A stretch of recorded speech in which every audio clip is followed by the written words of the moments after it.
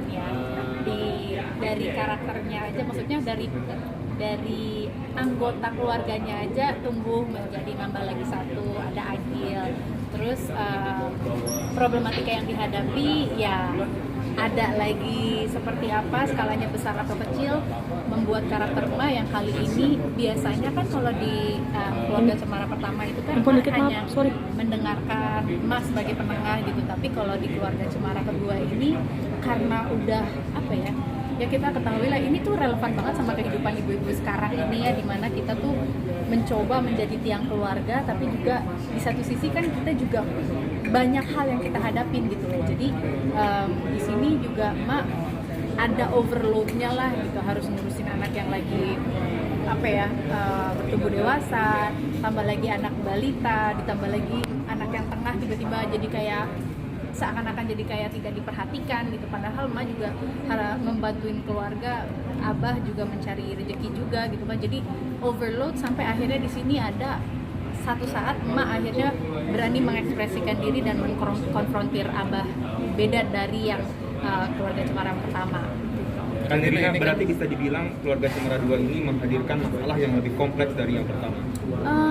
Lebih banyak sih ya, maksudnya banyak tuh dikarenakan ya itu tadi kita ini kan lagi menjalani masa yang nggak jelas gitu kan, maksudnya momen-momen yang nggak menentu yang bikin seorang ibu yang biasanya menjadi penengah semuanya gitu, penyelesai masalah, kali ini juga benar-benar yang karena problematikanya juga yang kemarin belum selesai sekarang nambah lagi tuh jadi kayak bikin akhirnya gitu. Jadi ya kompleks yes, nambah yes, tapikah tidak ada penyelesaiannya juga enggak juga gitu. Tapi apakah selesai banget juga, gimana ya cara nyelesainnya gitu. Jadi ini filmnya lebih banyak rasa lagi juga dan lebih mengingatkan kita kembali terhadap hal-hal kecil yang perlu kita ingat dalam berkeluarga.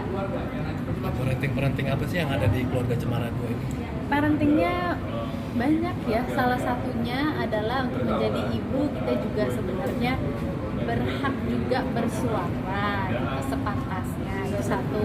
Kadang-kadang kan kita pengen menjadi ibu tuh yang menenangkan, menyenangkan, tapi kan pada saat yang sama juga kita juga manusia biasa yang ternyata kalau misalnya kita tidak mengekspresikan juga belum tentu pasangan kita mengerti, walaupun kita sudah menikah dengan waktu yang lama, punya anak lebih dari 2 gitu.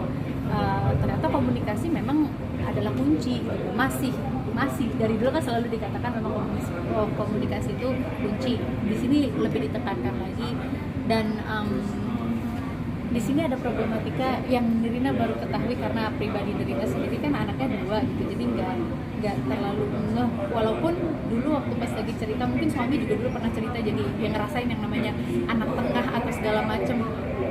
Ada ya istilah anak tengah gitu, karena kan Nirina sendiri berasal dari anak keempat dari berlima gitu, jadi kayaknya nggak pernah hampir pengais bungsu lah ya gitu, jadi nggak pernah bukan pengais bungsu sih, hampir yang tadinya bungsu gitu, jadi nggak pernah merasakan si problematika anak tengah. Ternyata itu lumayan kalau kita kalau kita tidak fokus itu bisa kelewat gitu, jadi bisa kelewat sama orang tua tapi jadi masalah untuk anak, perkembangan anak. Nah itu salah satu parenting yang juga diajarkan. Seperti biasalah kalau kita nonton keluarga Cemara tuh pasti ada hal-hal yang mengingatkan kita kembali terhadap value berkeluarga. Okay. Ada hal-hal yang mungkin relevan nggak sih sama kehidupan pribadi Nirina di film kedua ini? Beranjak dewasa juga, ada asmara-asmara gitu juga kan Nirina? Enggak sih, mungkin kalau yang relevannya dengan Nirina pribadi adalah setiap orang itu pasti menghadapi cobaan hidup gitu. Kadang-kadang ya tadi Nirina bilang gitu kan, cobaan hidup itu tidak selamanya harus cobaan yang besar-besar. Kalau Nirina pribadi sekarang lagi menghadapi hal yang besar gitu kan. Tapi ternyata hal-hal kecil juga kalau kita tidak komunikasikan dengan baik itu bisa menjadi hal besar juga. Seperti halnya di keluarga Cemara yang sekarang lagi bertumbuh gitu kan.